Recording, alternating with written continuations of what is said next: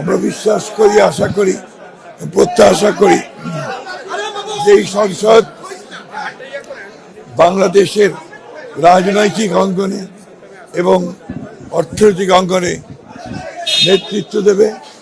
বাংলাদেশের রাজনৈতিক কার্যক্রম সংসদ কেন্দ্রিক হবে এবং বিএনপি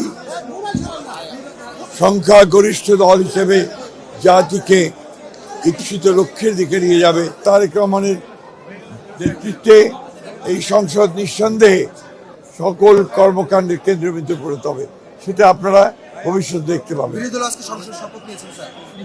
অত্যন্ত আনন্দের কথা এবং আমরা বিরোধী দলের সঙ্গে আমরা সংসদে অত্যন্ত আন্তরিকতার সঙ্গে সৌহার্দ্যের সঙ্গে কাজ করতে চাই।